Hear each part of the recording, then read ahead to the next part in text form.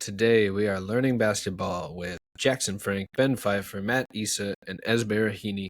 The entire Sportscasting NBA writing team is here for the 25-26 NBA Team Bet Draft, where we pick the teams we expect to be the best in the regular season. The official Swish Theory and Sportscasting NBA Opening Day crossover episode.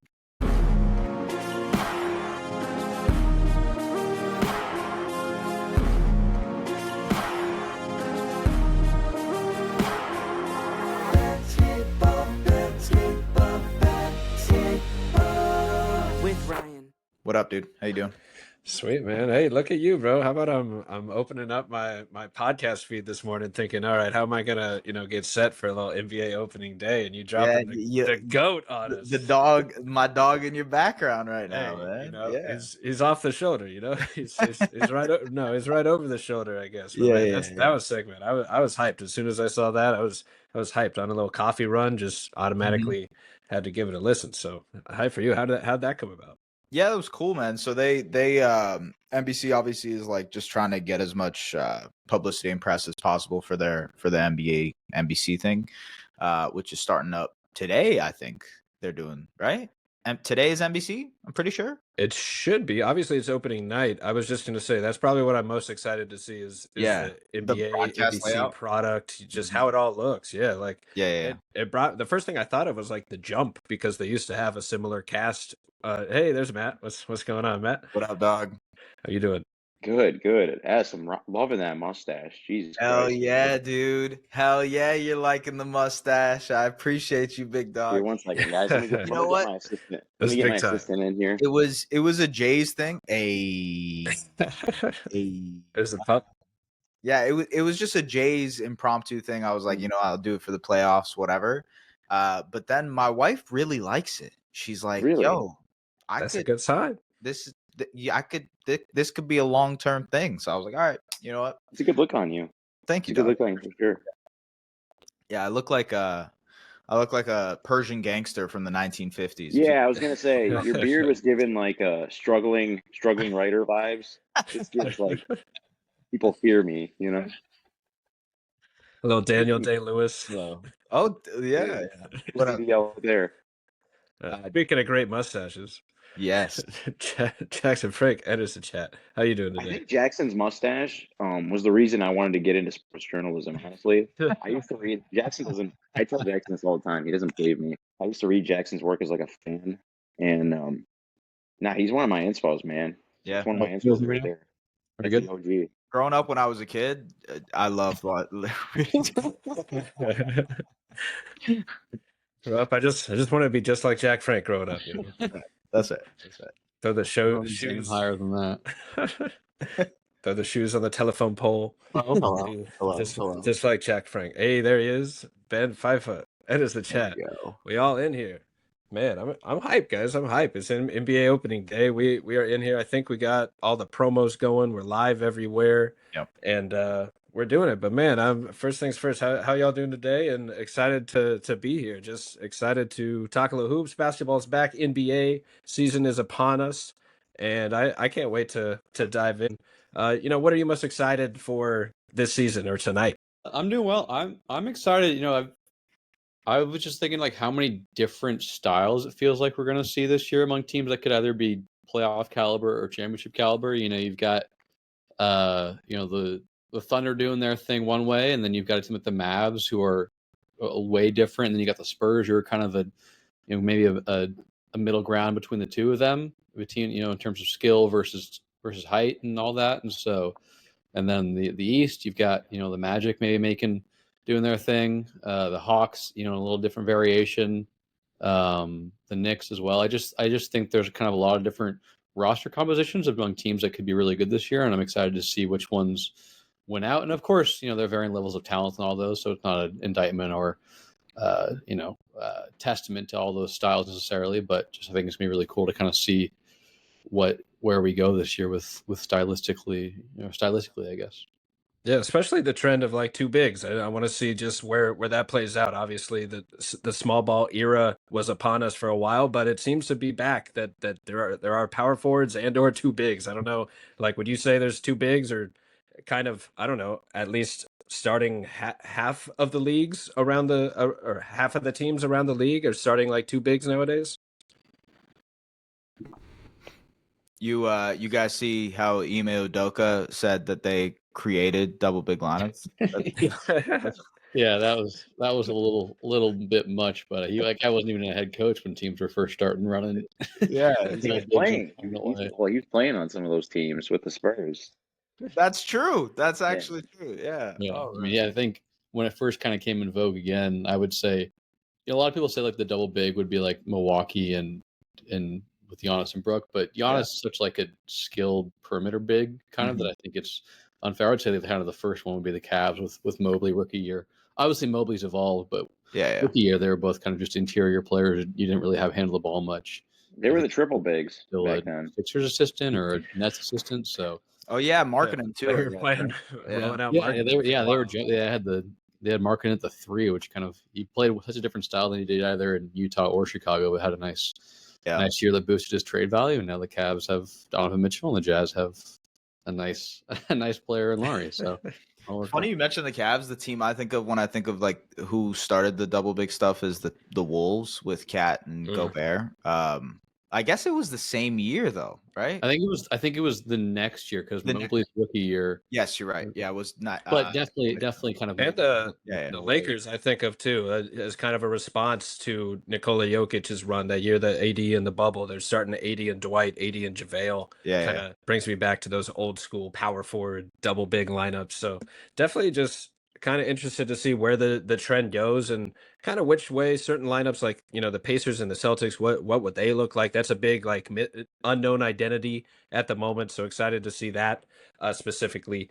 But in terms of the NBA team bet itself, I thought we could kind of rapidly try to find an order, and maybe we'll save the shorting teams idea for a future team bet draft to mix it up, because there's just a few too many details to get lost in the confusion there. So we'll just draft the teams based on who we think is going to win the most games. Essentially over under Vegas odds, but that's more of just kind of a guidance point of where the generality the public is thinking. So this is more of our own bets, like we might know a thing or two that Vegas isn't thinking about, so I thought we could pull up I'm just gonna pull up a random organizer. Shout out to some of my friends back home. We've done this exercise as like a team bet type of idea for like 5 years running. It's like my favorite, like I don't really do sports gambling, but I love a good just preseason bet of like thinking of like what's going to happen this year, and we might know something. So I'm going to pull up two things. My very well done Google Sheet board, big board for us. It's beautiful. And then a randomizer. I got 5 random names here. Pick our order 1 through 5, and I figure we just start from the top, snake draft. 5 rounds or however many, 6 rounds or 5 of us, and run through it, maybe like a minute or two on why you like the team. And if anyone thinks the pick is ridiculous, feel free to criticize them and tell them how ridiculous it is. And so just to clarify, are we picking the number for each team too? Like we're saying, just the team. Okay. Just the team. So if I go first, I might take the Thunder because I think they're going to win the most games, and I just pick the Thunder. And so the winner is whoever picks the 6 teams that wins the most games. So if I pick like 3 sleepers later in the draft that win a lot more games than expected, then I have a better chance of pulling out the win. Maybe the Raptors are that team, who absolutely knows? not. But yeah. All right, here we go. Let's do 3 randoms. So because we might not trust the randomizer. See, that's on me. I said 3 randoms. I lose the first pick. I get it again though. It's looking good. There it is. All right. So Jack, Frank, RK, Ben, and Matt is where we're going. So I'll mess around with the order in my very professional thing here as we're going. So up first overall pick was Jack Frank. Could go in any order here. Let's see where he goes. Yeah, I think the easy pick here is the Thunder. Even to open the year without Jalen Williams, you expect him and Chet to be better this year. Whenever Jalen gets healthy, I think they could still win 60 plus, even if Jalen misses the first month or so. They're that good defensively even without him, and I think they're good enough offensively with Shea. The ridiculous offensive burden that Shea can carry to kind of paper over maybe the poor ball handling depth without J-Dub especially, gives them enough. They're the reigning champs. They returned everyone in the rotation. They might have a little more juice this year in the rotation, whether it's internal growth or just internal growth. They didn't really sign anyone, so easy pick, reigning champs who brought everyone back. And even if they have a little bit of a health worry right now with Jalen Williams, post wrist surgery, they should be quite good again. Yeah, I don't know if any team has more depth of just doing what they do best. If they miss any starter, they can just plug and play another ready-made prospect who hopes to achieve the same things in the league as their starter. So it's easy pick off the top. I like the choice. Ez, you're up with the number 2. Yeah, I feel like I could go 2 different ways here. I'm gonna actually stick in the West and go the Denver Nuggets. And I think we'll talk about the East team that this could have been whenever you guys pick it. But for the Nuggets perspective, I just think they obviously have the talent in terms of Jokic and Murray. I think Jamal Murray is poised to have a healthy season, hopefully, fingers crossed.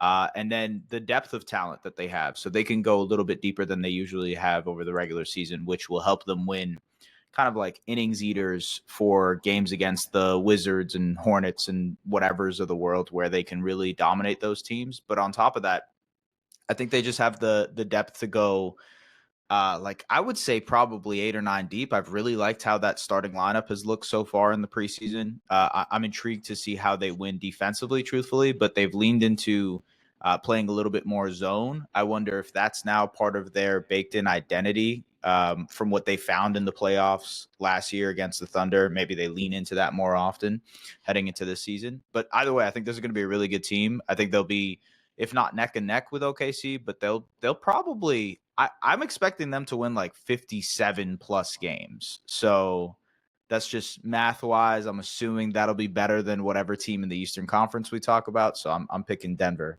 That's a little surprising. Not because I don't think Denver would be really good. I just was going to stay away from the West as a number 2 another pick. team. Yeah, that's fair. Just because there are so many really good teams in that conference. But I think it's totally reasonable. I agree about the zone point. I also like kind of what it lets Peyton Watson do as a roamer when they play zone, when he gets minutes too with his range. So a totally fair pick. I was just staying clear of them because of how deep the West is overall, it feels like. I don't know. It's like it could end up being that one team dominates the West and it's just OKC, but I could see a world where it's those two and then a pretty decent gap between everybody else, and that's absolutely. Okay. Yeah, it might have been Denver's best offseason in a minute. I mean, other than the KCP signing, like it's some of the most depth this Denver team has said. You were saying something, Matt? Oh, I just want to say, I know he's going to get buried in the rotation to start the season because of all the vets they picked up.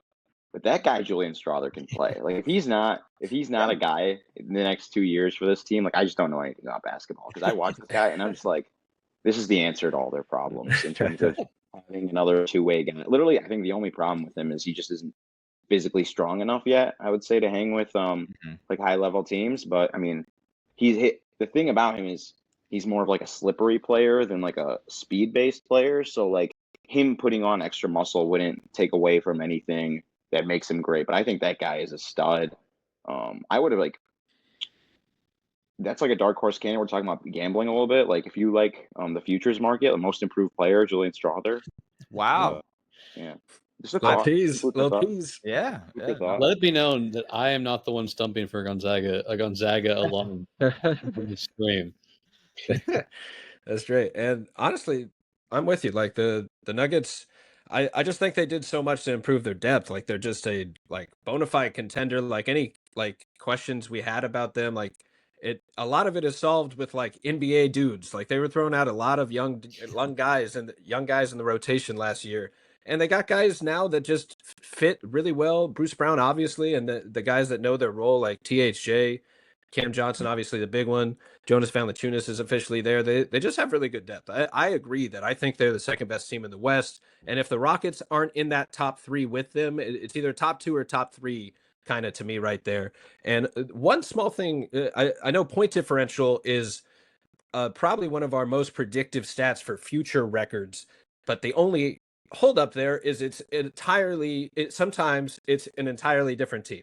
So yeah, sometimes you just kind of got to take it with a grain of salt. Like if there is a core of this team left over, we can use point differential to help predict a little bit. And Denver was 9th in point differential and still has the main core returning, swapping out Cam for MPJ there, plus depth. So you kind of think they're back to their contending ways. But I think what Jackson said is just the golden rule for this draft every year is like, stay away from the West. Like, unless you're unless you know something, like it's just a lot safer to stay away. But y'all set me up too well for this. We are the third pick, 2 West teams off the board. The East is wide open, and any team could be on top of the East this year. I think y'all already know which way I'm going. The Orlando Magic. Welcome to the official team bet first round. I mean, come on. This is the top 4 defense just added the best 3-point shooter in the league, not named Steph Curry. And they didn't really lose anything to do it. Like, they lost two depth pieces to upgrade their depth, and also brought in, I don't know, 3 or 4 different guards that can shoot, that can pass. Y'all know how excited I am for the Orlando season. So I'm all in. And I definitely also think that, like, all the circumstances kind of favor Orlando's regular season success. Like, they have a top defense that wins games with the 4 factors.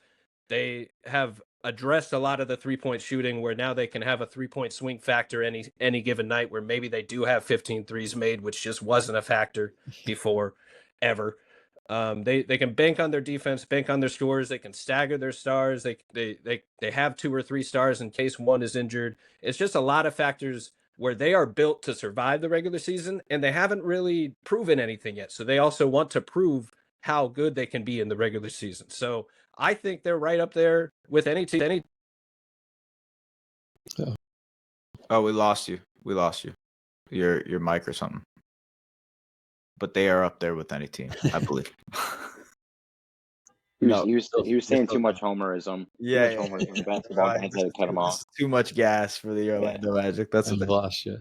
But I do think just that is a really good point about them kind of being a team that needs to prove something still in the regular season. Like, you look at the Cavs rollicked to 64 wins last year and got them nowhere. I think Dan wrote about maybe them trying to experiment more this year. The Knicks obviously could experiment more with a new head coach and trying to add some wrinkles, and they obviously made the Eastern Conference Finals last year. So I think that's a totally fair point about a team that hasn't done anything deep into the playoffs yet, maybe really going for it in the regular season. They have the talent. Yeah. So I think that's totally fair. Yeah, this is like the perfect narrative for like a 60-win team, and they end up like dominating defensively, obviously, the way RK just said. Like, also, the other aspect to this too is I think they were really unhealthy last year, with Paolo missing a ton of games, Jalen Suggs being unhealthy, Franz missing a bunch of games too. And so if they do have a little bit of health luck here, they might, and like Cleveland is already dealing with Darius Garland being hurt, which was part of the reason why I didn't pick them, by the way. I was like, I'm kind of unsure of how they're going to deal with this. And I do think they will take the regular season to experiment a little bit more. And then with Mike Brown and the Knicks situation, I think it'll take some time for those guys to get adjusted too. So there is room for Orlando to sweep in there and really dominate the East. I think it all depends kind of who adjusts earliest to the changes last year. No Garland to start the year, new head coach for the Knicks, and then incorporating Bane. I think maybe Bane might be the easiest fit among those 3 things to navigate. So, and it's a talent injection rather than losing Garland and adjusting to a new style with Mike Brown. But also, you're going to play a different style with Bane there. So, I guess we'll see. My thing with the Magic that gives me a lot of skepticism, right? And I mean, so Jackson, my editor, he's probably the only person who knows my takes as well as I do, right? Because he reads them all, he has to fathom them all. But my thing is, okay, so you have a great defense. We keep talking like top 5 defense. That gives you a very high floor. Like we saw last year, even with how abysmal they were on offense, still like a 40-win team, right? But to get that 60-win ceiling, you still need to be like above average on offense. And while I love Desmond Bane, I don't know that he can amplify that offense that much, where he could go from, what were they, 26 last year, 28? They haven't been They haven't been outside the bottom 10 for how long? What is it? Since I think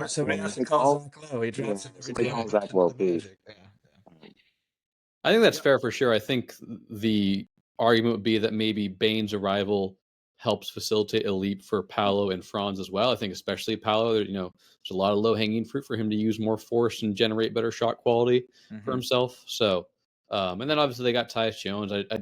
I think Tyus Jones' reputation got a little bit sullied last year because Phoenix expected him to be a savior, but I think as a bench guard, he's still really useful and an improvement on Cole Anthony, which is kind of the role that he's taking. But I agree, there's definitely reason for skepticism, but I think it's kind of Bane's arrival could have a ripple effect about how the rest of the core pieces play. But for sure, they've got a lot of runway to climb offensively, because even 2 years ago they were 20th, 21st. So Yeah. But yeah, you would hope that Paolo is a little more efficient. Franz can just play like he did when Paolo was out last year. But yeah, they've got a lot of work to do to become an above average offense, and it's not just going to be about Bane at all. It's going to be about, I think, how he helps everyone and how they take leaps outside of him. Can y'all hear me now? Yeah. Yes. Yeah. Perfect. Exactly. The ripple down effect, like the idea of just trading for an on-ball pull-up three-point sniper, somebody that can pull two guys to the ball with his gravity. That simple idea has been like the huge trade target Orlando has needed for a long time, and I think that ripple down effect will just kind of open things up for everything. And you guys hit on the offense, like that's what I was joking. Zach Lowe has mentioned every single time he mentioned the Magic. We have not had a top 20 offense, I don't know, in like 10 or 15 years. He makes sure to drive that point home. And this literally every time, and for good reason. Like, we haven't. So The Kings this haven't had is the year. The Sacramento Kings, by the way, haven't had a top 20 defense. No, top 10 defense since 2004 or something crazy like that. So Yeah, that's when I read that stat that you posted in one of those articles we did. I was like, holy, it's like 22 years or something like that, or maybe 23 Crazy. entering this year. I don't think the Kings are going to be a top 10 defense this year, so we might be able to pencil in 23 3 years. With all due respect to Keon Ellis. And Basically, as long as LeBron has been in the league, they have not had a top 10. That's crazy. That's LeBron cursed them. LeBron came in the league, and the Kings couldn't be a top. It was there. It was his first game. There's a new king in town. It was Great LeBron. point. Man. And, the Magic had the number one offense in the preseason, only 4 games. They were 10th in three-point percentage, number 1 in point differential. It's preseason, but small sample. We'll take anything. Hopefully that, throwing a pull-up sniper with the what Jackson was really hitting on, just kind of putting everyone down a roll, like not asking Jalen Suggs to have to create too much. There's a chance that everything just fits really seamlessly because of what Bane, just his scoring versatility, his shooting depth, just perfectly fits the needs so much. So we'll see. I'm really hopeful that it balances it out enough so it's still a defensive identity, but now they can actually win a game with some offense here and there too, instead of it having to be a rock fight where Paulo and Franz drew 20 fouls and just barely made it happen. Like, that's I will say pretty much how it went. So we're up to Ben next, but sorry. I just wanted to say one thing. I am curious about the center rotation for the Magic because, like, between Wendell Carter Jr., Mo Wagner, even Goga Batadze, who I really like and for some reason does not get a ton of run, but like, how does that shake out for what this team wants to achieve offensively? Because it always feels like Wendell is like the ideal version of the type of big that you'd like next to that group, but he doesn't really get to that level that they need him to, especially as a shooter and a floor spacer. So it's, I don't know. I guess that's just one thing I'm watching for this season with the Magic. It's like how that's going to shake out. Also, if they end up making a trade to improve that side, but we'll see. I don't know. Yeah, for sure. I think they value that depth, and it's mostly come in handy for the injury availability. Like, they lost Mo for the year. Goga's like a spot starter with the starting unit. But I do think Goga kind of believes the same thing you do, is like he's good enough to start with this group. Like, he wants to be I out would there. love him He as a earns backup his on the role. Raptors, man. Again. I'm sure. So, like, I think there is a little bit of that, just like, hungry players trying to earn their minutes and earn their role. Like, they both think they're just as good. So, it is something to monitor for sure if everyone kind of stays happy. And that's up to Coach Mosley to manage those emotions, I guess, on the bench. But we got Ben up here with the 4th pick of the official 2025-26 NBA Team Bed Draft. I feel like I got a major steal with the Cavs here. There it is. I probably would have taken them at 2 if I had the 2nd pick, but yeah, feel very good about this team just in general. Who knows if they'll ever bite the playoff injury bug, but even with the Garland injury, I feel very confident in what this team can do in the regular season. I mean, we saw it last year. It's the same team, if not slightly changed. We swap out Jerome for Lonzo Ball and Larry Nance, but ultimately, especially in a weak Eastern Conference and with a lot of their players being young and still improving, I would expect this Cavs team to be like the runaway top team in the East, at least in the regular season. I feel pretty good about Cleveland still being like a tier above the rest of the East, and I feel like that's not really a common take anymore. I don't know if it is. I feel like most people kind of view the East as like a morass of teams, and it definitely is. But especially for the regular season, I feel good about I taking think the Cavs Cavs here. earned that title that you're saying from last year. Like the point differential plus 9.8, they were right up there with the Thunder for a long time with point differential until they kind of went away. But Cavs finished top 3 right next to Boston. And I think it was just the flame out of the postseason a little bit that might have hurt that reputation for the Cavs, because I'm with you. Like they proved it. They were a regular season juggernaut, winning all those games, point differential last year. And obviously, it wasn't just injuries, but that was a big thing to me in the playoffs that just kind of knocked them out at the wrong time. But like they should be respected, and the Knicks are right in that realm too. But I think the Cavs just proved a little bit more, especially last season. Like they were right there with the Thunder all year as one of the best teams until the Thunder pulled away, and Indiana picked up too once the new year changed record wise and point differential wise. But I'm with you that I think the Cavs have separated themselves in the sense of what they have done so far, especially last season and in the regular season. So that's a safe pick, no matter how the injury goes, especially with Evan Mobley's just ascension and stardom. Does anyone have any worries about the Cavs other than, I guess, Garland's Well, I was going to say the injury? opposite of a worry. I think you can help compensate for Garland's absence in the regular season by scaling up Mitchell's role a little bit offensively. He took a step back in the regular season last year, just kind of in terms of how much he was asked to do, and you saw in the playoffs, how much he can do. So I think just give him a little more on-ball responsibility to cover up for Garland. Let Mobley keep doing his thing, expanding his game. Jared Allen's always capable, I think, of a little more usage than his environment has ever necessitated lately. So I agree with Ben that I would take Yeah, them like as you kind of mentioned, as I wrote about earlier, like I'm curious to see if / how the Cavs can iterate on the offensive success they had this year. Like Atkinson did a hell of a job scheming up that team. Obviously, a ton of talent on that Cavs team, but with a whole summer of planning and game planning and adapting, teams are gonna adapt to the spread pick and roll, to the corner cuts and the movement. So curious to see what kind of wrinkles they can add. Like you said, Jackson, maybe sprinkle in some more Jared Allen post touches, interior work. Like he's been an efficient scorer, creator relative to position when you give him the ball. It's just he generally is playing on a team with 3, 4, 5 other players who are prioritizing touches. Like maybe Lonzo can help them with a new dimension, like with just another like really pure like connecting wing at this point that they haven't really had in a while. Like Strus kind of fits that, but he's more of a scorer, and he's obviously has his own injury issues, can never seem to be healthy, which is a bummer because he's not healthy right now. He's not healthy. Yeah, he's out for a month or whatever. Yeah, he's a damn good player when he does play. Yeah. But yeah, I still think the Cavs have enough talent and ways to get around their injuries and issues that for like the purpose of a regular season wins pool, I still feel like you said, just like they have the best roster in the East, I think. And ultimately, I think you can make a pretty good case they have the best coach in the East, at least based on last year. Yeah. So I feel good taking them.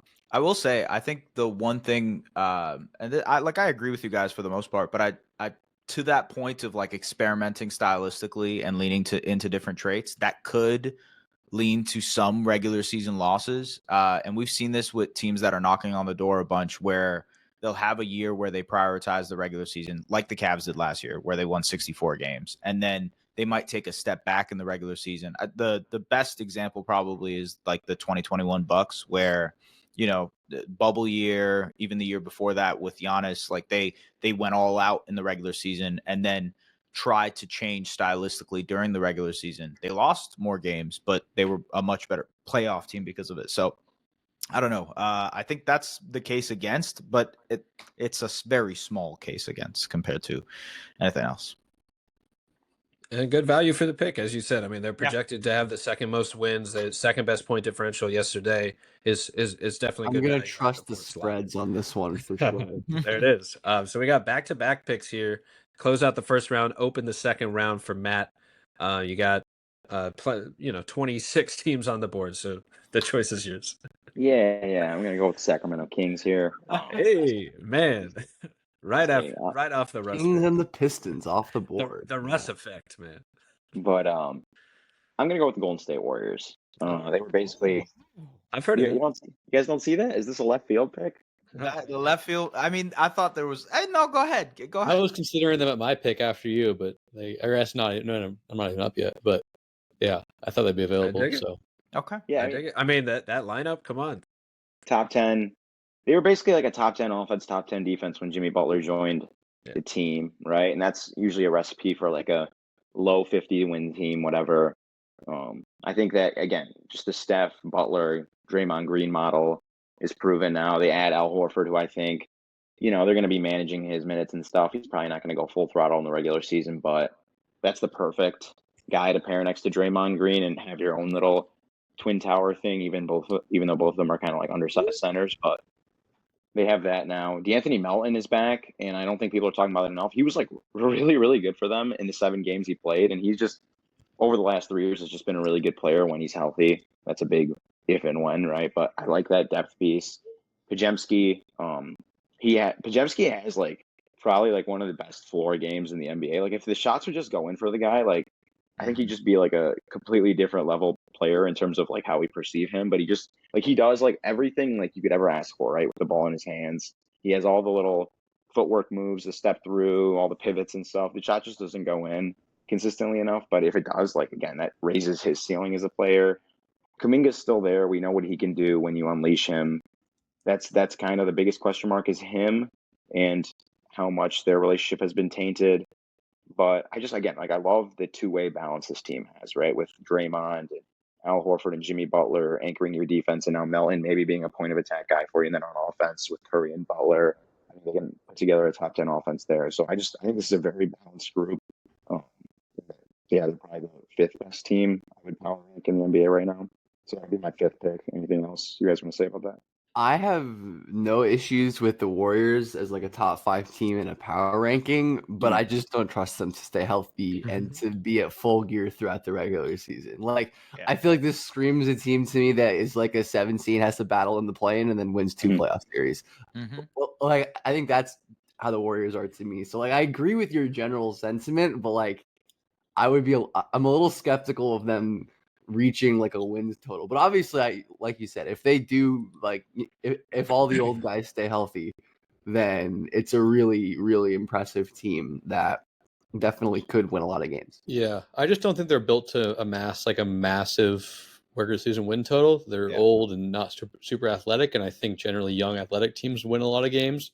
Like I can just see them, the second night of a back-to-back against like they're in New York one night and then they fly to Charlotte and like they have no interest in like giving a damn against the Hornets, and they got LaMelo and Brandon Miller and all these guys running up and down, and they lose 120 to 108 because they just didn't care. But who knows? But I think it is fascinating. That's how I feel. But I could, maybe this is their last real shot to make a deep run, and they recognized it last year when they had to fight tooth and nail they had to play the play-in before the play-in, and then they had to beat the Grizzlies, and then they had to go a hard-fought series against the Rockets, which was not a very enjoyable series for them, despite winning.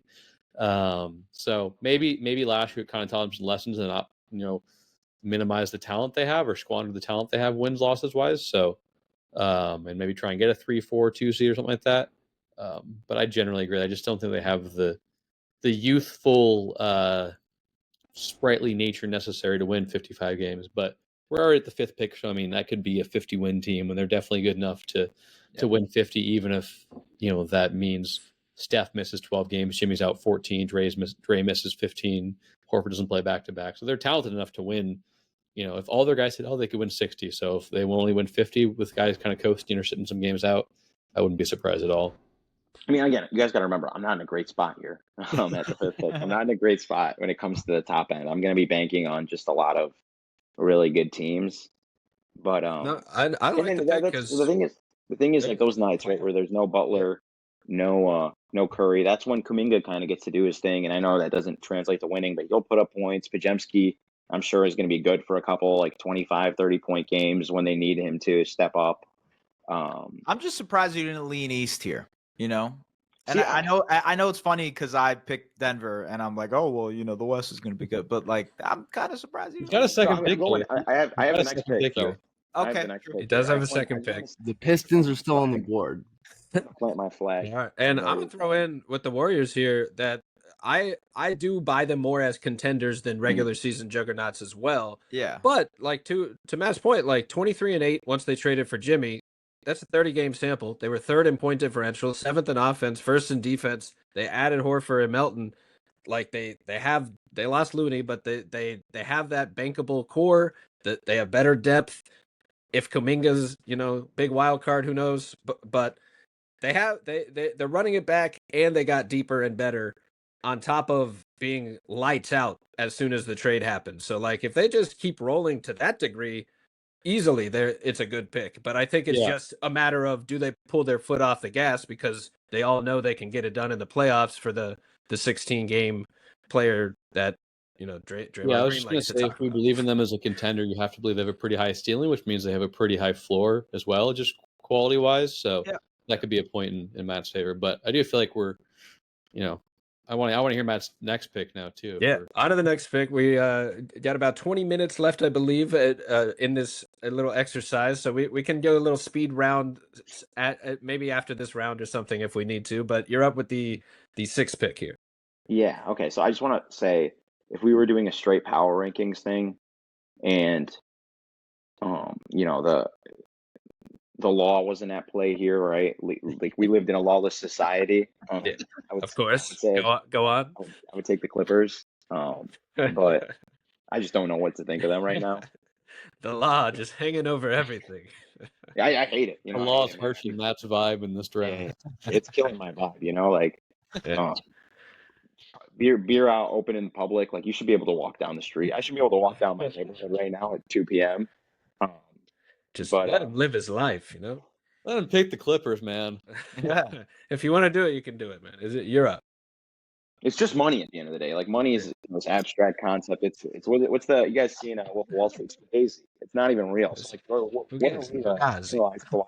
Matt's getting real existential. Are you going Clippers or who are you taking? No, I'm gonna go next. I'm gonna go next. Matt did not take the Red Bull. I'm gonna go next. They just have a super high floor. I mean, we've seen it. They can win regular season games. They'll beat up on Galen Brunson. Will beat up on all the bad teams. They were pretty durable last year. Knock on wood, that continues. Mikal, he's going to play a game even in the apocalypse. They got deeper. I know the Malcolm Brogdon thing kind of took everyone for. I just realized Malcolm Brogdon won Sixth Man of the Year like 3 years ago, and now he's just out of the league. Right? Yeah, he just can't play basketball anymore, which is really sad. Enjoy retirement. Happens so fast. I will say, if there was a guy to walk away from basketball with from an injury riddled career cut short and be perfectly okay mentally, I think Malcolm Brogdon would probably be that guy, just because he's a super well-rounded dude. So I'm sure he'll be the president of the United States, and He is the president. He's got it together. Nickname is the president, so you're so God bless him. But Landry Shamet, I love him. I thought he really took a step forward as a defender last year, and I think he'll be a valuable bench player. I love that. That's your pitch for the Knicks. He's a good basketball player, man. He did kill the Pacers last year. His screen, he looked like Herb Jones out there, following. Just what is this?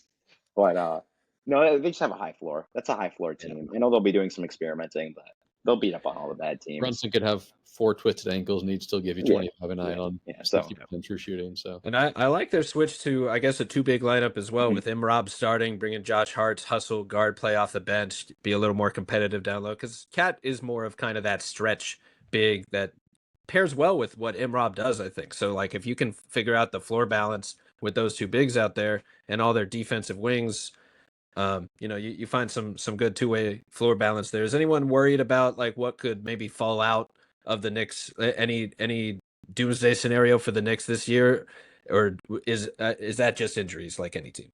I think the doomsday scenario would be is that Cat is better suited defensively at the 4, but offensively he's more comfortable at the 5. So if they're playing heavy minutes with him at the 4, the offense could get sticky. But I think they have a decent amount of pivot points around him. Go Brunson, go Mikal, go OG. You got Hart doing stuff in transition, but I mean, especially at the 6th pick in this draft, I think it's hard to really find any terrible outcomes for Matt to not recoup value on that spot. Yeah, and just one other thing about their offense was still really good when Mitch was out there with Cat. I think the problem Cat ran into with the 4, like he might look worse, but like Rudy Gobert is not the offensive rebounding force that Mitchell Robinson is. So I think they'll recoup value there. It'll all work out. That's a good point. In that, but that's just my thought on it.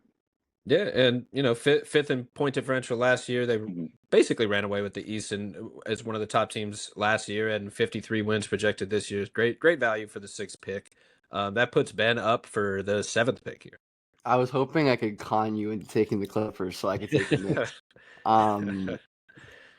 But I'm happy with the Rockets here. I wanted one of those two. And again, Rockets are another team where like maybe opposite of Golden State. Like I have some real questions when it comes to projecting them as real title contenders this year.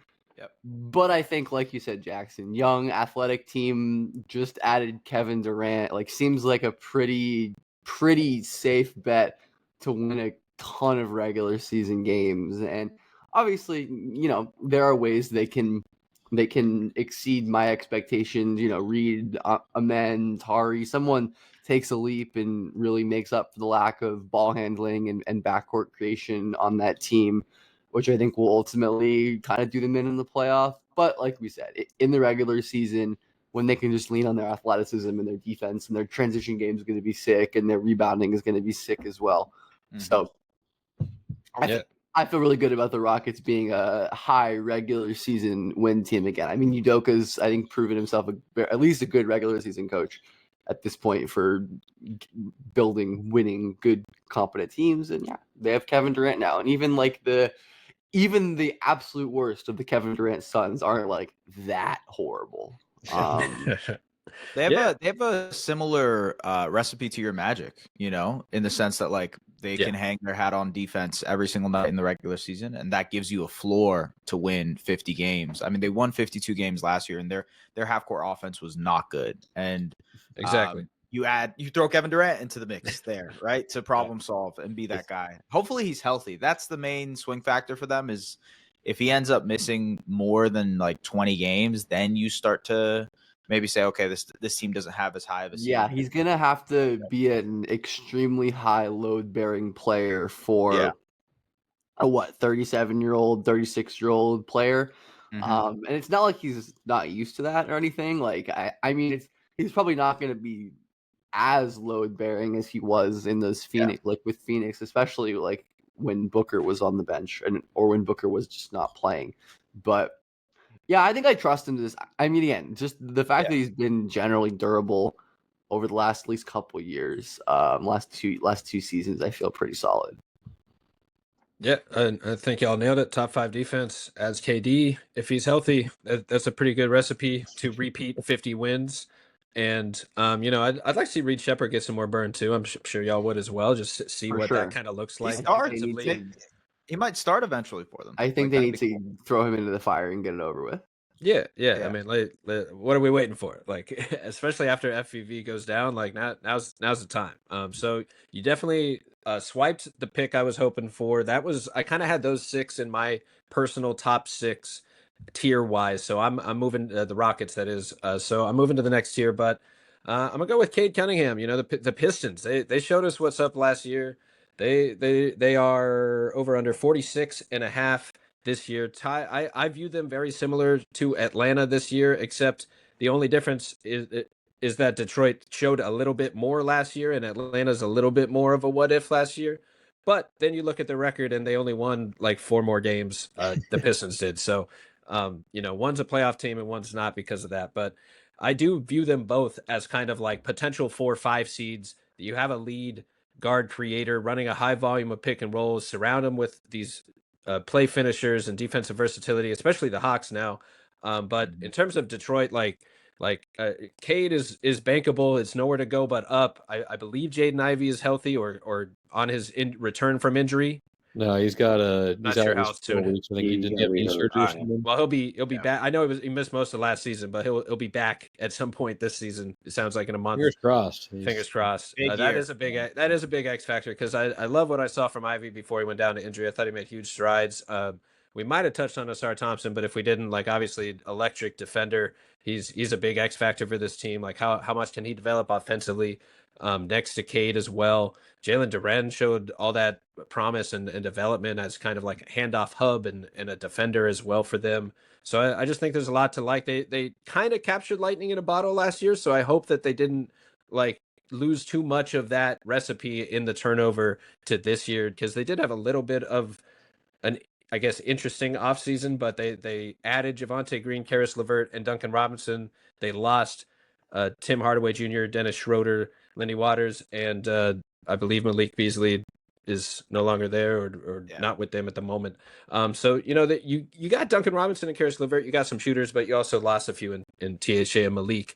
Will that be an even swap? Will it look a little differently? That's kind of the main factor I'm interested in. But I think because the East is wide open, we got last year's proof of what this core team, the identity looks like. We know how to win basketball games now as the Detroit Pistons. They're going to keep doing that and just bring the continuity over to next season, I think. And I view the Hawks kind of in a similar realm. I thought about them here too, but I think the Pistons and Cade just kind of showed us a little bit more of like exactly what it's going to look like next year too, versus a little bit of question marks. But I'm really excited about the Hawks too, so I'm sure they'll be chosen soon. But unless y'all had any thoughts on the Pistons, we could skip over to Ez with the next pick. I was just saying I'm definitely a little lower on Detroit compared to Atlanta and the other 3 East teams I think we've mentioned already. But one thing I really am excited for with them is I think Duncan Robinson is a better player than both Beasley and Tim Hardaway. I think he adds more Good point.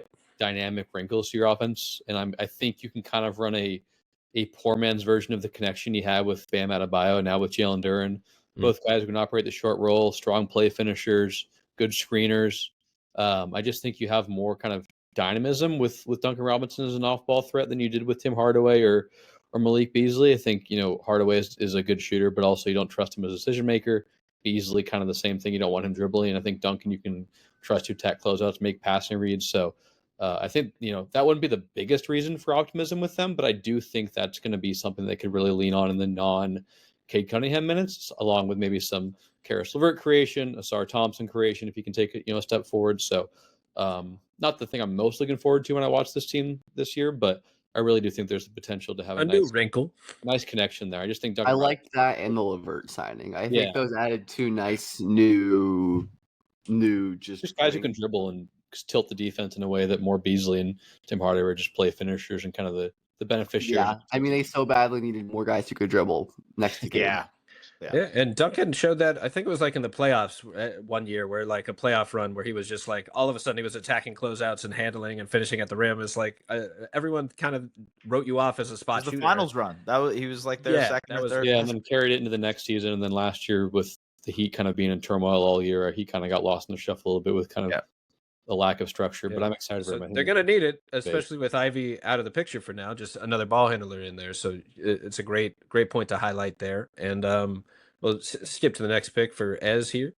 Yeah. I should also just mention for the Pistons side, it's like they have a lot of young guys that like boom or bust potential in terms of same thing with the Rockets, where if one of those guys takes a leap, they're in a different stratosphere. Damn, I can't believe they're still here. I'm going to go with the Clippers. I'm going to take the Clippers here. Feel like the only thing that is maybe holding me back from making a big hot take with them is just health and availability for their guys. So Kawhi being healthy, James Harden having another healthy year, but I think they're deeper. I think the John Collins and Brook Lopez additions are really going to help with their versatility in the front court. I think that will help with the dynamism for them playing pick and roll actions with him and Chris Paul or Harden and Brook Lopez. So there's just a lot of options that they can go to. I think that's really good for a team that's probably on the older side. I think they are still the oldest team in the NBA, even though the Warriors added a few older guys too. So I think the Clippers are clear here. Again, health is the big factor for them. And if they can stay healthy, I think they're probably going to win 50-plus games. So it's just good floor for right now in the draft. Yeah, I like that. I really like the John Collins pickup. Yeah, he's been good in the preseason too. Yeah. I thought you were going to take the Hawks here, so I'll take the Hawks. Cool. I have back-to-back picks, right? Yeah. Okay. I think the Hawks, I really like their offseason. Trae Young's still a top 20-ish player in the league. Jalen Johnson, can he stay healthy for a year, would be huge for them. I think Risa Shea is, in for not necessarily like a a massive start or anything, but just a nice solid progression from year one. Nikhil Alexander-Walker was a really useful pickup. I think even with Kristaps Porzingis kind of being their X factor for the playoffs, having another bankable center in Onyeka Okongwu, I think center play is really important to your floor in the regular season, and to have another guy that even if your oft injured big man is out, you can rely on to kind of offer you something offensively and be something of an anchor defensively. I don't know about an anchor, but you can kind of play a lot of switch heavy stuff with their wings and the way that I think Trey's growing up defensively and adding physicality and using his hands well. So just a good solid pick there. I feel confident about them winning at least 45, 48 games. Yeah. If the injury bug isn't like catastrophic for them, which is the same caveat you use for every team. So I feel good about them there. And then this is where it kind of gets into a weird spot. I think you enter maybe a new tier of teams. And I'm just going to take the Timberwolves here. Wow. That good was going to choice. be the team I was waiting for. All right. And their best player is a top 10-ish guy who, knock on wood, Anthony Edwards never gets hurt. That's a really nice place to be. Julius Randle is usually, he's had some durability issues, but throughout his career, for the most part, pretty healthy guy. And, you're going to get, pretty good offensive impact from him most nights. The defense kind of ebbs and flows, but like that there, I just think they're a team that's probably going to fight for home court advantage in the West, and to get them at the 11th pick here, or the 10th pick, whatever it is, I think is a solid spot. So and I am curious kind of what they do to navigate the continual decline of Mike Conley Jr. offensively. Still useful defensively, can get bullied at times, but can still give you some stuff there. But they need Ant to keep doing his thing. They need Rob Dillingham, I think, to be a contributor. Terrence Shannon. I know Matt's a big Jalen Clark guy. I don't think he's going to help them much offensively, but clearly you can see the appeal defensively with how he's able to battle with those strong wings, strong ball handling guards, and get over screens. And if he can shoot the three, he's not really a guy that defenses worry about. But if you still make shots, it still can help the offense to an extent. So just a really comfortable pick there at 11th or wherever we're at now. So feel good about snagging them. But this is kind of a territory where it feels like you're getting more some dart throws rather than real bankable win totals. Yeah, it's time to make some takes. It's time to take some swings here in this part of the draft. Similar to you with this is a great player who's going to be on a team, and I hopefully have a healthy season. I'm going to go with Luka Doncic and the Los Angeles Lakers. Look, I think they're a better team than they were last year. I think they're a little bit more well-rounded. The LeBron James injury does add a wrinkle and a question mark for this season, but I do think they're a little bit deeper than they were last year. I think Ayton will have a good season. Will he be number one pick all-star level type? Maybe not, but they just need a serviceable center next to Luka, and I think that pairing will work really well. You also are just banking on a pissed-off Luka Doncic, who is a 5-time first-team All-NBA player when fully healthy, guy who's in the MVP conversation. That guy can get you to 50 wins in his sleep. So, yeah, Luka, Lakers. Let's go with that. I dig both of these picks, and the Hawks for that matter too. I'm really buying the Hawks, especially I think the Kristaps injury factor is probably my biggest hesitance, because everything else I really love what they've done. So if he goes down, they're still built to succeed and have a system. But his pick and pop threat next to Trey just makes them so dynamic. I think that's the offensive ceiling. Could really be special. He's never had a pick and pop threat like that, I think. So that's the big what if this season. But I'm totally with you. I think they are 4 or 5 seed, if not challenging for higher if they stay healthy. And great points on, Timberwolves, nearly 50 wins, top 5 point differential, got a star. They're running it back. Luka, Lakers, I dig it. So I know some of us got to get out of here pretty soon. Maybe we can go speed round here through the rest of the draft. And if you want to stay after, if you don't have to go, we can talk about some of the teams if you guys would like. And if you got to go, you got to go.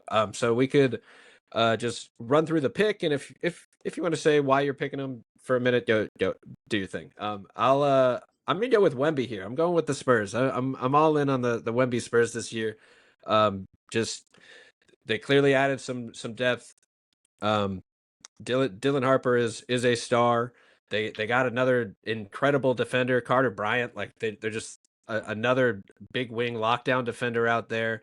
There's clearly a little bit of a mandate. Rumors that Wemby wants to win now. This team is going for it a little bit. It seems, at the very least, to try to build a sustainable winner step one, see who fits around Wemby. Let's get Luke Cornett and see if this misfit randomly fits well with our misfit alien. That's my favorite part. Is the lineup combinations are endless. You can literally play him with any lineup, and you will find floor balance. So going with the Spurs on here, and I already broke my rule and started talking too much. So off to Ben for can I just add a next round. stat to please. kind of help you out here, RK? I like it. So I was doing an article for the Analyst earlier this week, and I was looking at like preseason stuff and how we can kind of use that to extrapolate what's going to happen in the regular season.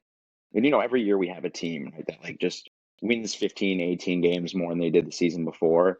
And those teams always do really, really well in the preseason. So going back to 2021, 22 with the Bulls, right? When they kind of surprised, they were top 5 net rating in the preseason. The Sacramento Kings the following season, when they surprised, top 5 in net rating. Following season, Orlando Magic, they surprised, right? They were like top 7 in net rating in the preseason. Last year, the Pistons were 5th in net rating, I think, in the preseason.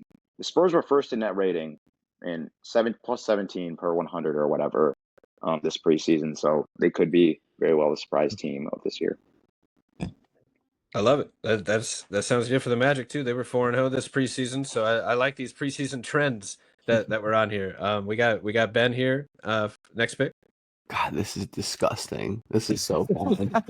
This is actually My favorite range. It's sounding review as he introduces his pick. You got parts right here. You got like I think I have to take the Bucks, but I hate it. Absolutely hate it. But Giannis is good for 42 wins if he's healthy.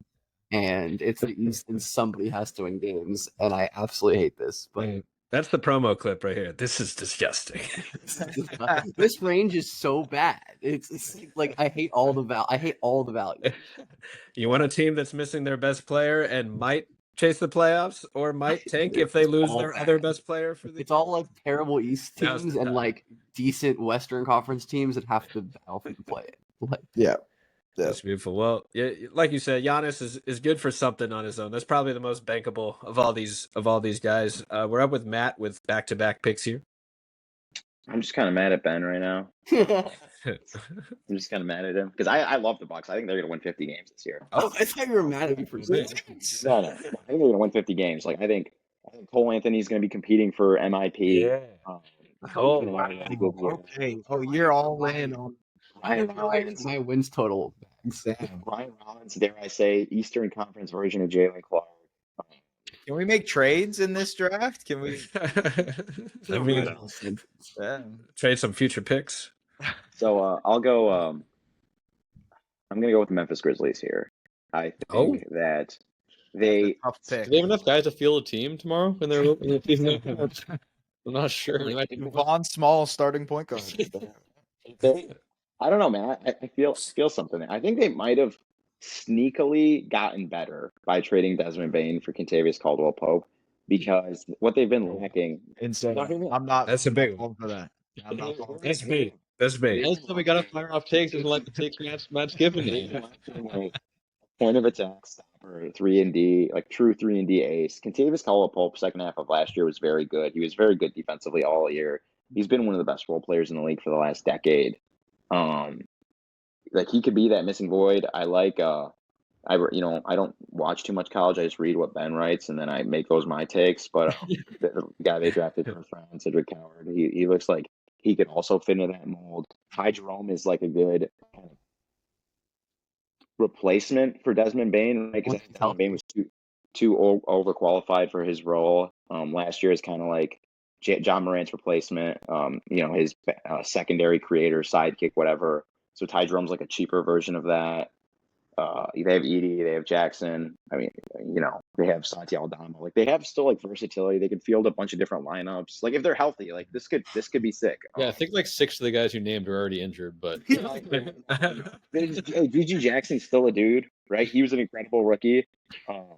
Does anyone here watch? I know we're short on time, and I'm the reason why we're short on time. Yeah, I texted my coach. Because I'm. So the reason I got to leave in 3 minutes too, so it's okay. Yeah, it's all. Okay, you know what? Let's just go. We'll go. Never mind. We'll talk about. You got another pick though. Yeah, I do have another pick. I'll go with the Pacers here.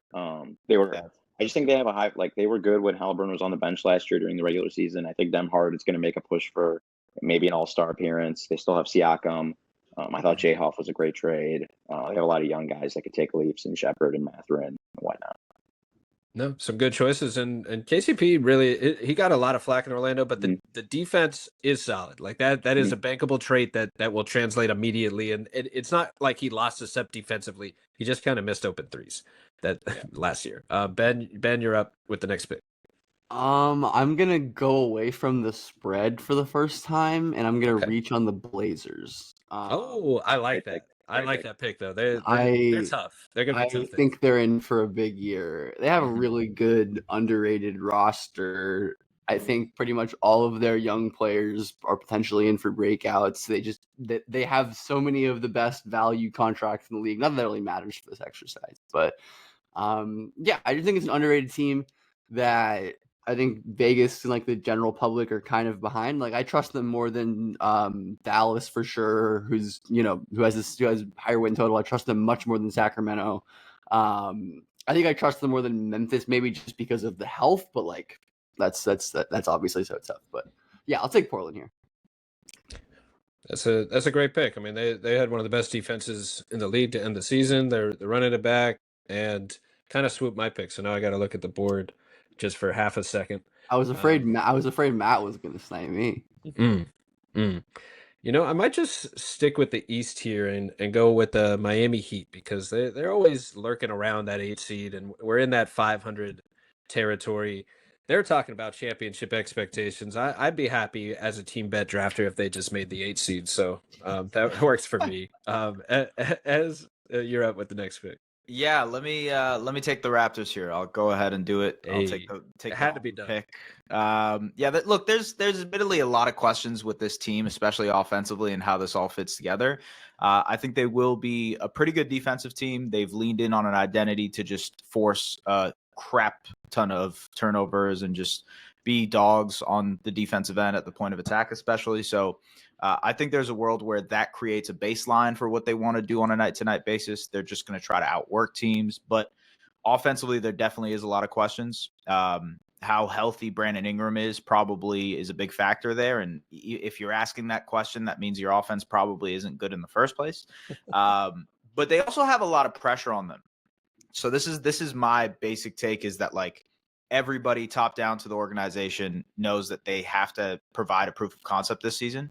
And that will pressure them to try in games where other teams are not trying or not going all out. So if there's a random Tuesday night game where the Bucks are on the second night of a back-to-back, they might be able to steal one of those games compared to what they would do last year, where they were just basically trying to pull the plug on things. So there's just a pressure for them. I have some quiet faith in Toronto's offense this year that I don't want public, but if it ends up working out, I'd like it known that I was right about that. Hell yeah. I mean, like, I think similar to like the Rockets last year, the Magic for the last few years, where like they are leaning on their transition offense to be the thing that fuels them. Maybe the half court is a little bit of a work in progress, but Darko got to work his magic. So I'm going to take the Raptors. I think they have a decent upside here. I have to go, by the way. So that is my final pick. Hey, appreciate you taking the time. If they are available when I'm back, give me the Philadelphia 76ers high up. I'm not touching this. It won't be available because they were going to be on my big screen here just for fun. Okay, that's a good one. Okay, later, guys. I'll see you guys later. See you guys. I do what? Thanks. Yeah, I'm going to take the Sixers. They could win 19 games, but Embiid's healthy for now. Paul George is not quite healthy, but looks like he's close to returning. They're a talented team. They could win 19. They could win 45. They could win 50. Yeah. I have no faith in them doing anything in the playoffs, but this is a regular season experiment, and we're halfway through the draft, and I would rather just take a swing. And then I'll just take the Mavericks. I think the Mavericks are a really funky roster, but they've got a lot of talent. Anthony Davis, despite his injury woes, is still an all-NBA player when he's available. I think Cooper Flag is going to be, pretty dang impactful as a rookie. I think the shot creation, some of that's going to be a work in progress as a rookie, but the defense, the passing, the finishing, I think are all going to be there. So I like him a lot. PJ Washington's a good player. Daniel Gafford, Derek Lively are good, useful players.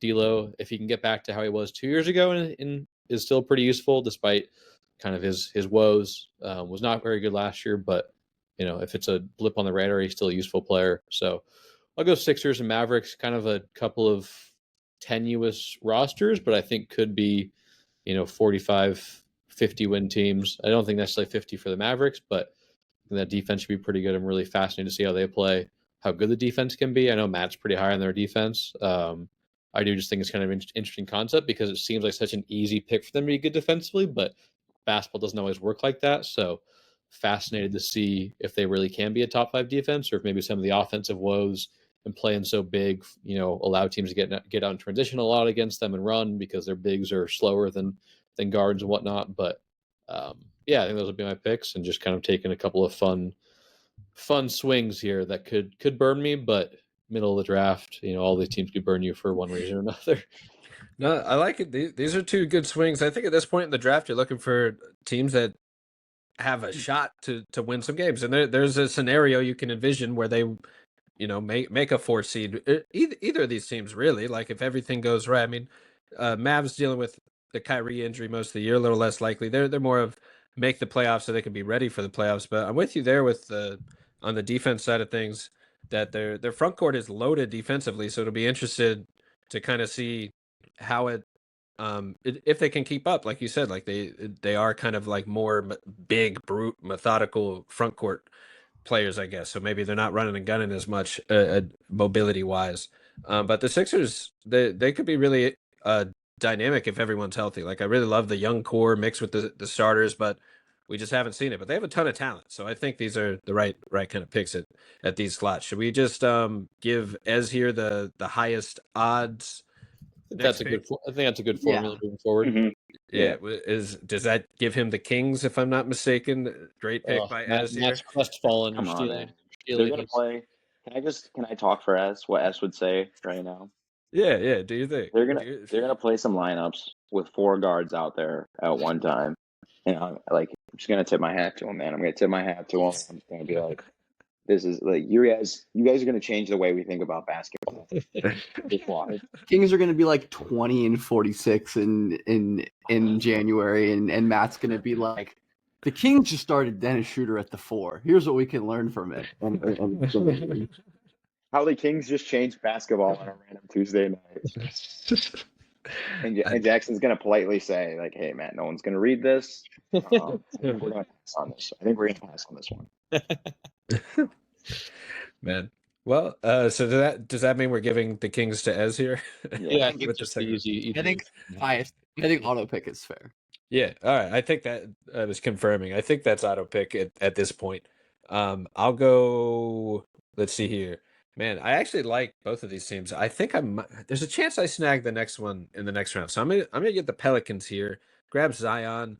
Grab this very interesting unit, kind of similar to what Ez was saying with the Raptors. Like, they don't have their pick, so they're not incentivized to tank. And I think there is something to that among these teams that don't have their own pick. Like, we saw it with the Nets building their identity over the years after the Celtics trade, how the Nets kind of got back into form after giving up all those picks. They built an identity of that drew in the Kevin Durant and Kyrie and Harden to want to sign there because of Jared Allen and just how tough this team was, of just building an identity and trying. And I do think it's a very clear incentive of like how much tanking can incentivize these teams to just like pull the plug on certain aspects of the game versus going all out to win because they have no incentive to lose.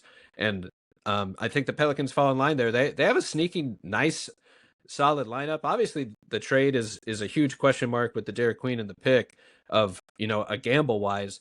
But in terms of next year, like they've shown under Willie Green, they can win 40 to 50 games with a Zion-led group. Zion draws as much double teams as any player, if not way more than any player in the league. They have a real legit star to build around. They have Herb Jones and Trey Murphy to throw out there. DeJounte is hurt at the moment, but can throw Jordan Poole out there now. They have some veterans, a real lineup I want to see how it looks. I think offensively it's something.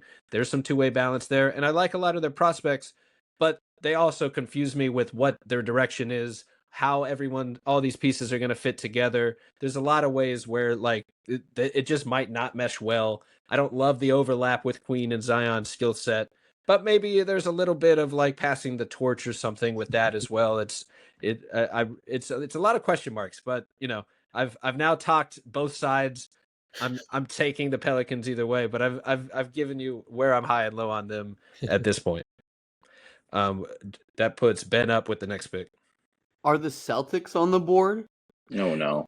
They are. Yeah, I I'll don't take think the anyone Celtics then. took I'll, the Celtics. I'll take Boston then. I'm Yeah. gonna play the Vegas odds game That's a again. good Like, choice. I That's a good still choice. think I kinda their forgot about like them, honestly. baseline of competency is being slightly underrated. Like, it is a lost season, but I trust the floor of this offense and Missoula, I think, a little more than they're getting credit for, to like be a Yeah. sneaky 5th seed if things go wrong for some other teams. And I guess that's, at this point of the draft, that's kind of what I'm shooting for. Yeah, I've been making the Bulls as Jordan goes to play baseball and they unleash Scottie Pippen comparison for that season of like maybe this is Jaylen Brown's All NBA type breakout season where he gets a little. I know he's made it, but where he gets a little more credit, and he's already gotten some huge awards. Like I think he's due for a huge season, and I'm totally with you that the Celtics backcourt is still that championship core. They still have Missoula, they still have Brown.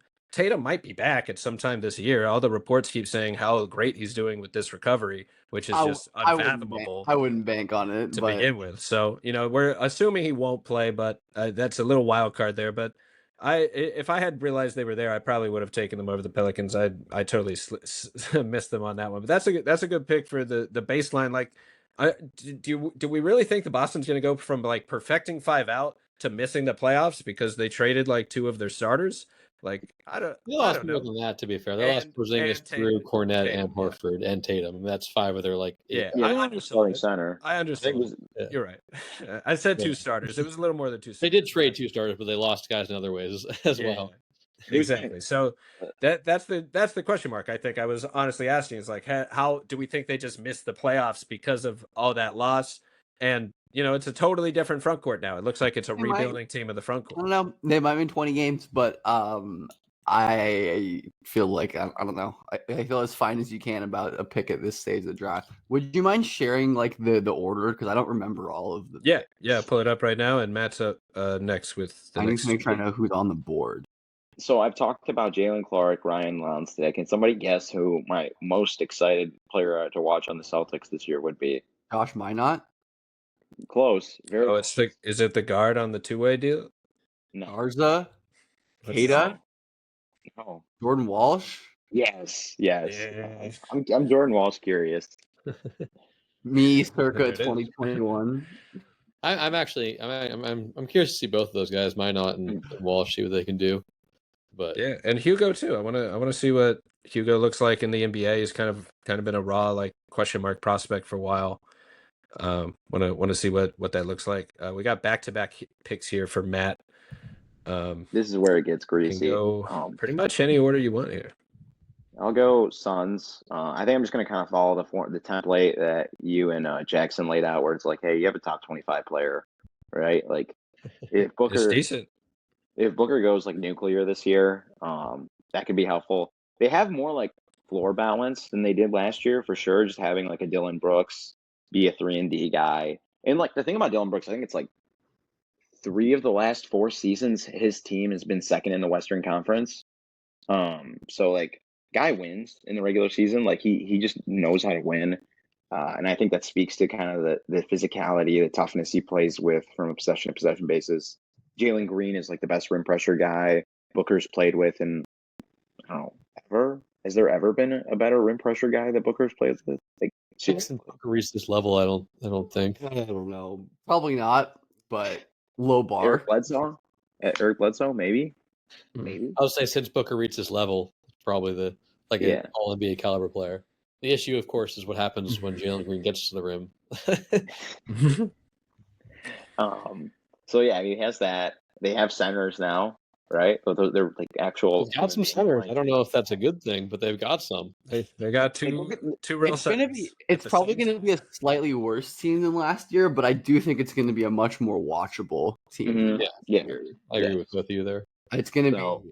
I mean, they just have like more interesting young pieces. I think it is easy to laugh like haha they traded Kevin Durant for Dylan Brooks and whatever, but like they do actually have. I'm like somewhat at least somewhat intrigued by Devin Booker plus a bunch of young, rangy, athletic defenders. Mm-hmm. Like that's not really a formula the Suns have ever tried, which is kind of crazy. when you think about how long Booker's been there. Yeah. It kind of sounds like what the Hawks are finally trying with Trey, just flanking him with defensive Except versatility. the Suns are doing it totally by accident. Yeah. No, and it's like, okay, does anyone that's remember? Does anyone remember last year around this time when everyone was like fawning over Ryan Dunn? And I just made one little comment, and I was like, I don't know if you guys saw this. I made one little comment. I was like, let's hold our horses, guys. And then everyone just obliterates me. Like people that I thought were by the way, man, this business is fickle. Oh, 'Cause, man. like, I got dunked on by like 6 different people that I hung out with during summer league. Like, you know, I'm just like, you would really do this to me just for a couple of likes and retweets? Like, Aren't we better than this? no, like if one of you guys said something I didn't agree with, maybe I'd like DM you or text you or just scroll the next thing. Like even like, do I really need to dunk like my friends on my friends? Is you it know, is it like, worth the likes? No, it's not. I still have Ryan Dunn. He's still there, and he could take a leap this year. I still think he's like an intriguing player, but yeah. So got the Suns. Now again, I'm gonna with my other pick. I want to see if with the remaining teams, can Jackson guess where I'm gonna go with this since he reads all my work. Probably the Bulls, right? No, I'm going Hornets. I'm going Hey, Well, Hornets I over should have the got Bulls. that was what I wanted. Yeah, no, I think that that was my. I mean, they have the best player remaining, right, of any other team left in LaMelo. Yeah, I guess the Bulls don't have much in the way of pretty much. inspiring top end talent. Dang. I don't know, they got Colin Sexton. Like, that's got to count for something, right? Sure.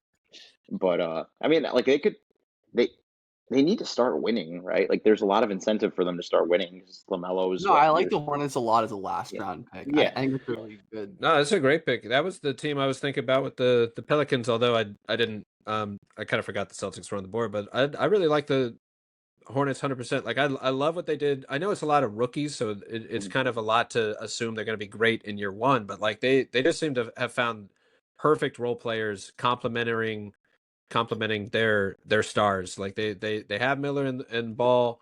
Knipple looks like a potential star scorer, creator, offensive engine type, could just slide right in there, and very scalable as a young prospect where he can play on ball or off ball, and all these well-fitting role players with Zion James and Kalkbrenner and Liam McNeely.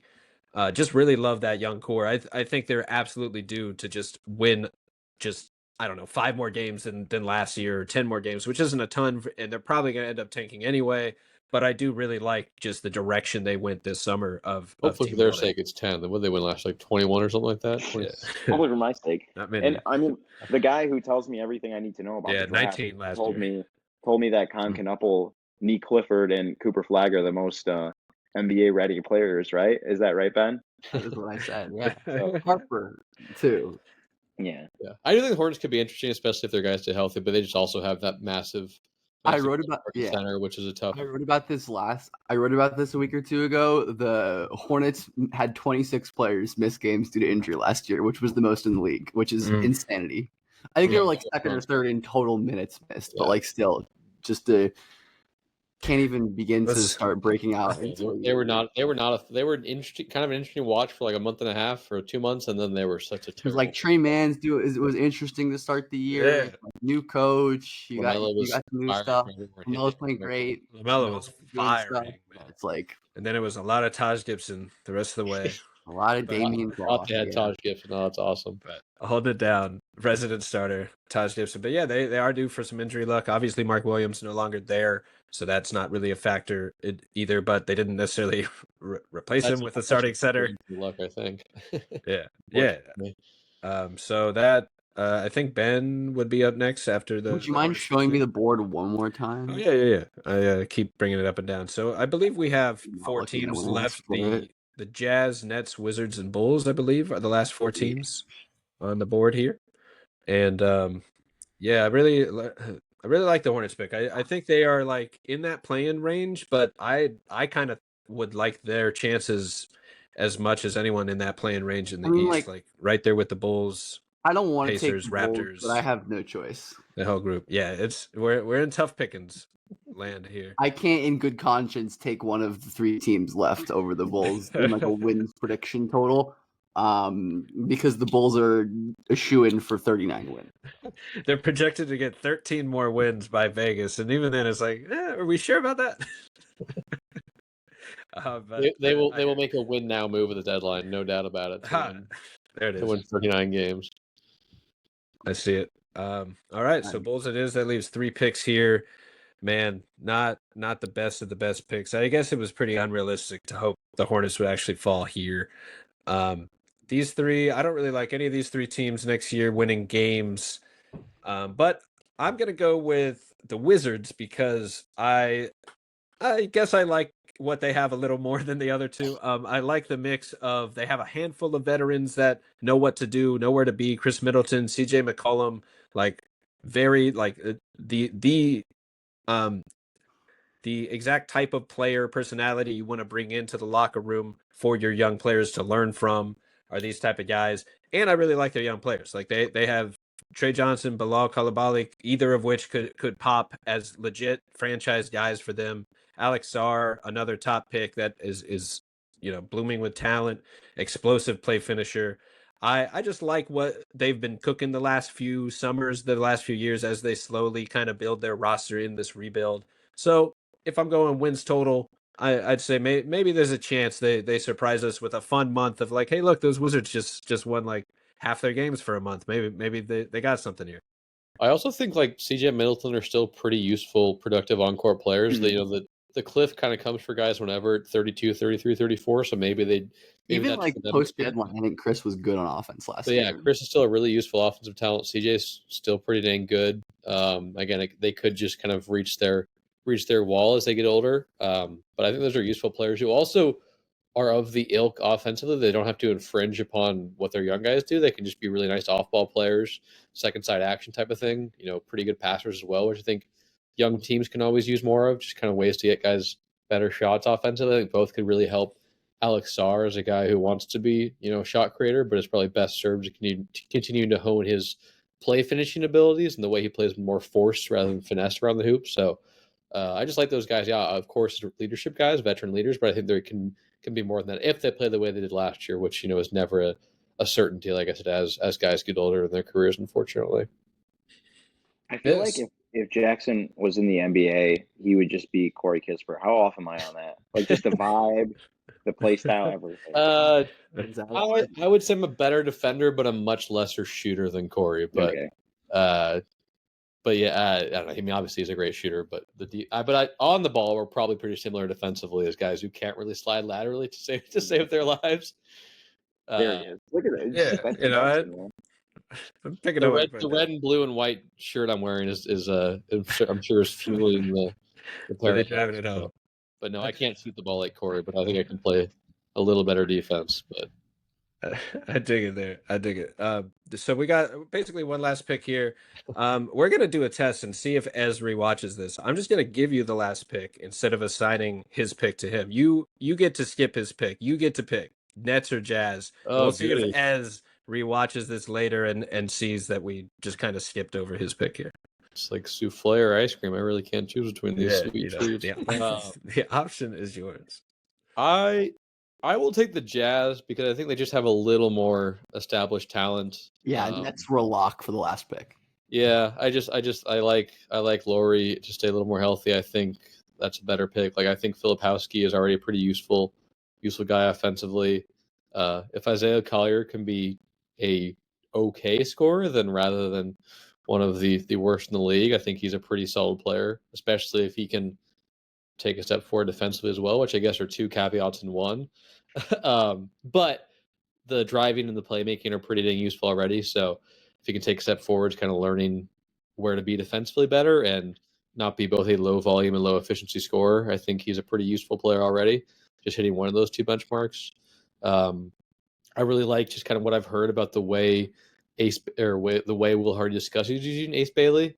I like that fit because of how he can kind of run a lot of the same sets as Lauri Markkanen. The year Lauri made the All-Star game, he was just a massive off-ball demon running around screens, attacking closeouts, hitting movement threes, making good reads off of the gravity he commands. I think Ace has shown to be at least viable as a playmaker in that regard. Obviously not as like a spread pick and roll guy, but when he draws 2 to the ball, he can help stuff. I think Nurkic, I'm not really a Nurkic guy in a playoff team setting, but I think kind of the high post stuff, the ability to be a playmaker makes sense in that offense. So I don't expect this team to be good by any means, but they're certainly a more appealing target when it comes to predicting regular season wins. Granted, they are in the tougher conference, so maybe that could hurt them. But I just think the Nets have a lot more.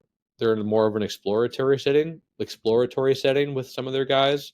So many first round picks last year, so that's an easy choice for me. But I don't expect either of these teams to eclipse like 25 wins. Like I wouldn't be surprised if the Jazz win fewer games than the Nets, but the appeal for me in this spot is a little higher with Utah than Brooklyn. But certainly both should be gunning for a top 3 pick in what all the smart people draft wise, including Ben, seem to say for the last year and a half, 2 years with this class. So Oh yeah, this class is special. That's a good call. They should probably incentivize the draft a little bit, especially near like if you're bottom 2, bottom 3 projected in a conference, it's just tough to find the incentive to really try to win all those games. But you can also do what you're saying and like build the system, build the infrastructure while collecting talent in the draft. Like, and you can build something of an identity for your team.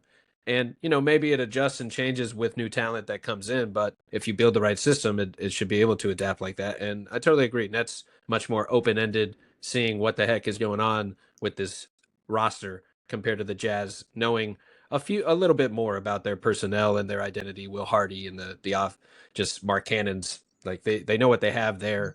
And maybe with their rookies, they can get some more shooters there as well, kind of more of an off-ball shooting system and keep building through that through all these rookies. So definitely a nice pick there. We got the teams here. Who stands out? I gotta say, I kind of like Ben's teams off first glance. I think first glance I might hand it to Ben over here. You let Ben have that team, man. You gave that team to him.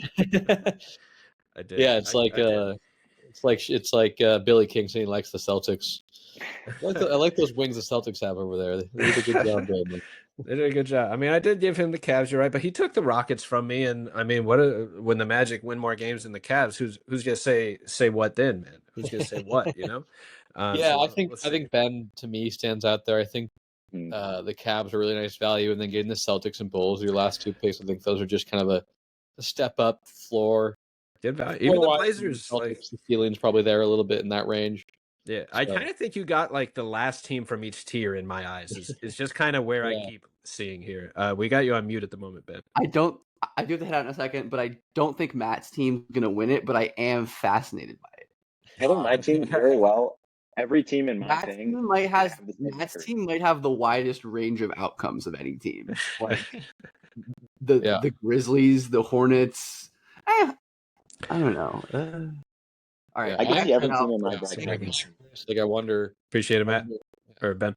Thanks, Ben. Yeah, I wonder like how much having the first pick and how much the Thunder could stake me an early advantage there could be useful. And again, I mean, the Sixers could also win the fewest games of any team in my roster. So they could also win the second most, and I don't think people will be surprised. So yeah, that's a big time sleeper. I mean, that's one that's why I like Ben's. I think the most is just because of like how. Like high floor, high ceiling for most of the options there. I feel like, but yeah, exactly with the Sixers, even the Mavs, the T-Wolves, like they could, any of them could just drop 45 or 50 wins in a season where everything goes right, and it wouldn't be like unfathomable. I think Mavs has a pretty good team as well. I think there's, I mean, it's the LeBron injury, I think, kind of makes the Lakers pick pretty tenuous, but I wouldn't be surprised if LeBron's back by mid-November and they can win 50 games. Things all fall into place. They're really dynamic offense there. Yeah, and a Luka team, a team with a star. It used to mean a little more than it does now, I think, but it still is worth something on its own. Maybe it's not quite a walking 50-win season like it used to be as much. Maybe it's more of like you're good to be 500 if you got a superstar on your team like that. With how competitive the West is, especially, it seems like. But man, that was a lot of fun. I appreciate you guys and the whole sportscasting crew hopping on. Any parting thoughts for the bet itself, for the season as a whole?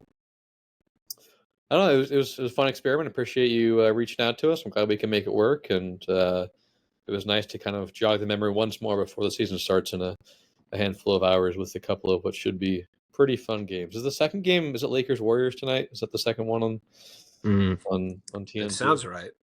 Let me see tonight. Lakers are always on that first night of the season. So Yeah, I know LeBron and the Lakers were on like all the, and actually KD's Rockets were on a lot of the marquee games.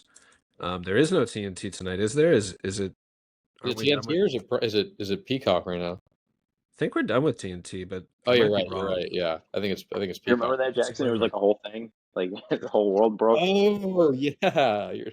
It is Warriors Lakers. All right, on Rockets, Peacock. Thunder, Warriors, Lakers tonight, and yeah, I think it's like all Amazon and Peacock. Like the Yeah. fans are gonna have to like do a lot of work to find these games every It'll single take day. me a couple weeks to jog the memory, but I'm Yeah. excited for that too tonight, just to kind of see what I've been pretty off of preseason. I haven't been tuning into games. I've seen some clips and read some stuff, but I haven't watched the full game on Peacock's new setup. So I'm excited to kind of see what NBC does and Yeah, what they can do to make the round ball rock, Yeah, the new studio. Like, come on, I can't wait to for the see. I viewer. mean, So Vince Carter, T Mac, Carmelo, all in the studio. Like some of yeah, I'm sure it'll everyone's be favorites, but a some of my fresh start. It'll favorites. be cool. I can't wait to see. Just I'm just hoping it feels that like it feels as legit as the '90s. Just professional, well done, high quality. Like hit the right marks and get us rolling with the NBA production value, because it can really be special production when it's done right. Yeah, absolutely. But all right, I gotta head out, guys. But All right, guys. great to see you guys. Peace. Thanks for taking the time today, guys. It was a lot of fun. Have a good one. Peace. Have a good one. Bye.